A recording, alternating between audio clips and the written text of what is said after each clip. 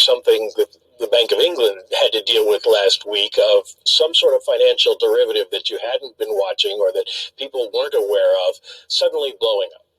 Well, certainly you have to look out for those things. And in a time period when there's not just the U.S. tightening policy, but the central banks across the globe are tightening policy, and it's a synchronized but not coordinated tightening. All central banks make policy for their own countries, but we all are just happening to face that same high inflation for many of the same reasons that we are facing it here in the United States. That means there's global tightening, and that means firms and sectors are repositioning. So we have to be on the lookout for that. And the Fed always has several roles that it's managing at once. The principal one that you're hearing about right now is monetary policy, combating high inflation, but we always have the lender of last resort responsibilities, and if market dislocation should come about, then we would be prepared to use that. But that's not what I'm seeing right now. What I'm seeing is an economy that's actually working well, but we have high inflation, and we've got to get that down so we can have sustained growth going forward.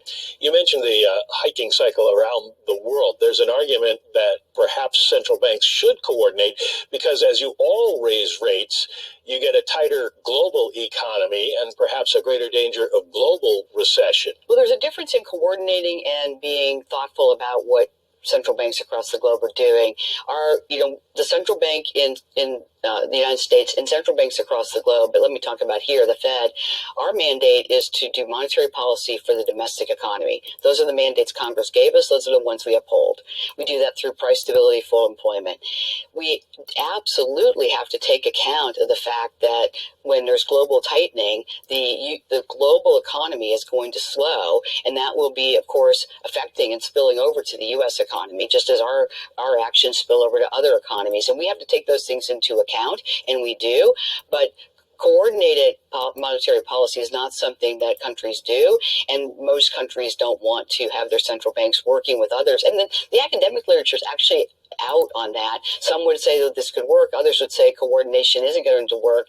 The most important thing that I know today, though, is the mandate Congress gave us is to make monetary policy for the domestic economy. Well, this is the biggest domestic economy in the world. The dollar is the reserve currency of the world, so what you do has a major impact around the world. The United Nations came out earlier this week and said, you need to stop what you're doing because you're going to put the world into a recession. We really have a domestic charter. That's what Congress gave us, and so we have to stay on our case.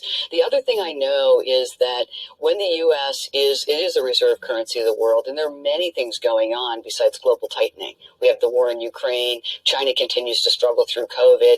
So there's slowing across the globe, and that often brings people into U.S. currency. So those are just things that happen as a natural part of the economy and the dynamics there. But the Fed stays resolute to its mission, the mission that Congress gave us: price stability, full employment. We're obviously achieving on the full employment side.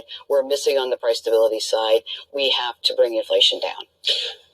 Next week we get the consumer price index.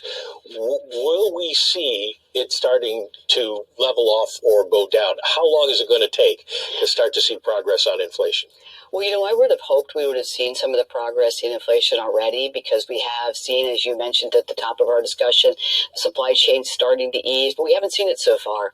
And the proof's going to be in the data. So, of course, we're eagerly awaiting that CPI number. I'd like to see core prices either stay flat or come down. Inflation not go up. Last time we had a surprise, it went up, not down.